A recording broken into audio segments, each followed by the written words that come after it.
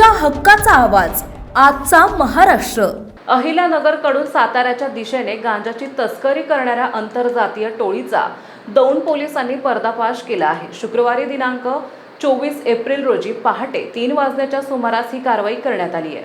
या कारवाईत 13,07,000 रुपयांचा तब्बल 52 किलो गांजा आणि 10 लाखांची कार असा एकूण 23 लाखाहून अधिकचा मुद्देमाल जप्त करण्यात आला आहे।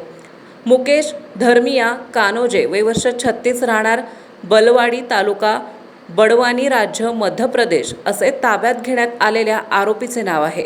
पोलिसांनी दिलेल्या माहितीनुसार दौंड पोलीस ठाण्याचे वरिष्ठ पोलीस निरीक्षक गोपाळ पवार यांना 24 एप्रिल रोजी पहाटे माहिती मिळाली की एका किया कारमधून गांजाची मोठी खेप नेली जाणार आहे। माहिती मिळताच पवार यांनी तातडीने पथक तयार केले आणि दौंड पाटस रोडवरील रेल्वे उड्डाण पुलाजवळ बॅरिकेड्स लावून नाकाबंदी केली।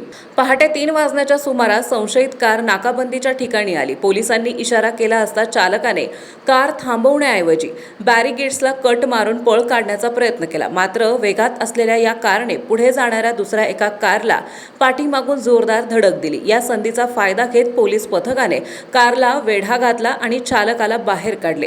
कारची झडती घेतली असता पोलिसांना प्लास्टिक चिकटपट्टीने गुंडाळलेली 5 मोठी पाकिटे आढळली। त्यामध्ये 13,07,000 रुपयांचा तब्बल 52 किलो 30 ग्रॅम गांजा सापडला। पोलिसांनी गांजासह 10 लाख रुपये किमतीची सोनेट किया कार जप्त केली आहे। यावेळी गाडीतील आरोपीला नाव आणि पत्ता विचारले असता आरोपीने त्याचं नाव मुकेश कानोजे असल्याचं सांगितलं। आरोपी विरुद्ध दौंड पोलीस स्टेशनमध्ये NDPS कायद्याअंतर्गत गुन्हा दाखल करण्यात आला आहे। ही कारवाई पोलीस निरीक्षक गोपाळ पवार, पोलीस उपनिरीक्षक रुपेश कदम, चौधरी साळुंखे आणि पोलीस हवालदार राऊत बोराडे, पांढरे, संजय कोठावळे, तुमकुटे, हजारे, पवन माने या पोलीस पथकाने पार पाडली। या प्रकरणाचा पुढील तपास पोलीस उपनिरीक्षक रुपेश कदम करीत आहेत।